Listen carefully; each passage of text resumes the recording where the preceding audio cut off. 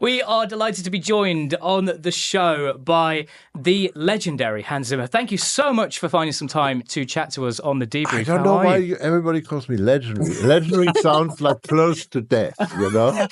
The youthful legend. Okay, fine. Yes, absolutely. You know, it's because we feel like a lot of the time we've heard your music everywhere. That's why it feels legendary. It feels like the soundtracks that you've created are ubiquitous, really. Thank you. You know, here's the thing. I write so much because I feel I still haven't written the soundtrack. So I'm still struggling, you know, but somewhere in my head, there's a really, really, really great soundtrack. And one of these days I'm going to do it. And that'll be it, you know? Really? After all the years as well, and all the iconic sort of scores that you've put together, you know, Gladiator, the Dark Knight trilogy, the Lion King, you still don't think that you've found the one yet? Yeah, a bit slower, right? Okay. You're doing a huge show in Abu Dhabi. You're doing two huge shows in Abu Dhabi. What can people expect from this performance if they've not seen your live show and production before? I tell you what they can expect. They can expect, number one, the best band in the world. And I'm not saying this as a joke or anything like this, but I am totally astonished every night by the musicianship that I have behind me. In fact, I wouldn't be doing this were it not for the people that back me up. Secondly, I think John Featherstone, our lighting designer, he is completely and utterly mad and has done things that nobody else does. And it's not cheap, but it's worth Absolutely, and that's why we can't wait to see it. I think, what are you most sort of excited about seeing, perhaps in the audience's reactions? What's the story that you want to take them on? The thing I'm most excited about, the reason I'm doing it, is because two friends of mine who basically cajoled me into doing live shows. And I'm going, no, I can't do it. I got stage fright and all that stuff. They said, there comes a time where you have to look the audience in the eye, where you can't hide behind the screen anymore, and you just really have to do it. And they were absolutely right. And something happens between I never write down what I'm going to say to the audience. I just make it all up. Because I feel the only way I can survive it with my stage fright is if I pretend we're having a bit of a, we're having dinner and we're just having a chat, and so it's very free and it's very. Sometimes it goes wrong, and hopefully it doesn't go wrong this time. But because I come ill prepared. I'm prepared for the notes, but I'm ill prepared for the audience. But I love the feeling of the enthusiasm of the audience, and I love that they are experiencing something.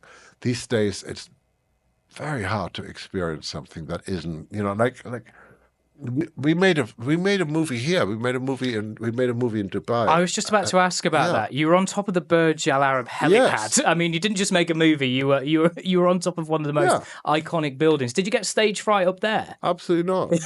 No. But it was beautiful, and this town was perfect because we could go out into the desert. We could span times. We could be ancient and at the same time touch the future. So I loved that. But that wasn't what I was trying to say, and now I can't remember. So, the thing is, I always thought, wouldn't it be great to give an audience an experience that they haven't had? But actually, I lied to myself, because what happens is the audience gives me an experience I've never had. And so there is this wonderful sort of getting together, of between the audience and me, and it feels, we're doing a big show and it feels unbelievably intimate, and I think that's the difference. For instance, I mean, I love the film we made. I think it's really a work of great quality and artistic endeavor, but it's still not quite the same as, sitting opposite each other and looking each other in the eye. You have had an impact on generations of ages. I mean, for me, The Lion King was probably the first sort of children's movie I saw. I read somewhere that you didn't actually want to do Lion King. Absolutely no way. Why would I do a cartoon? Why would I do Broadway musical? They always turned their stuff into Broadway musicals. I really didn't like musicals. they were on their knees guaranteeing me that it wouldn't be a musical. And then I thought, I have a 6-year-old daughter, and I've never been able to take her to a premiere. And I'm a dad, and you know what dads do? They show off. They show off to their children.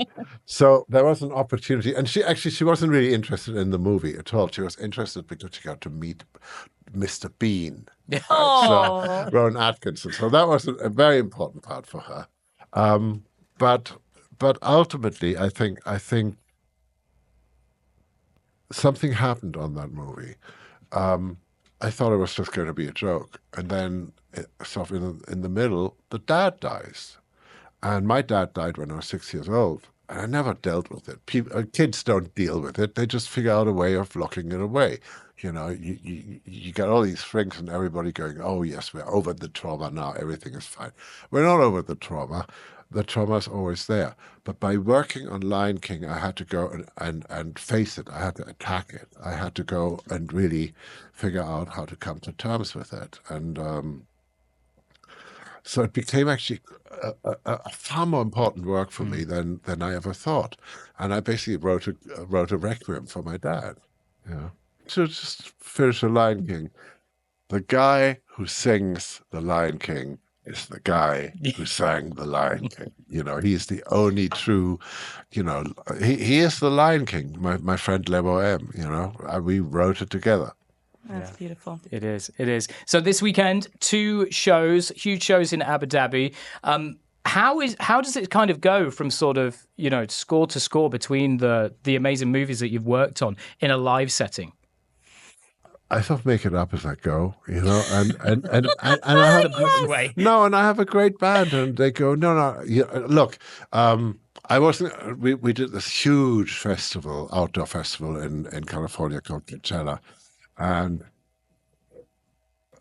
I said absolutely no Lion King, children's movie, no Lion King, and Niall Marr, Johnny Marr's son, said to me, Hans, get over yourself. It's the music of my youth. It's the music of my life. We're doing Lion King, and I'm doing Lion King, and I'm looking out, and there are 80,000 grown-ups crying. Wow. So Amazing. I love being wrong, and I love being, you know, that the rest of the band, I listen to them because they're usually right. Yeah. Actually, they're always right. So, you know.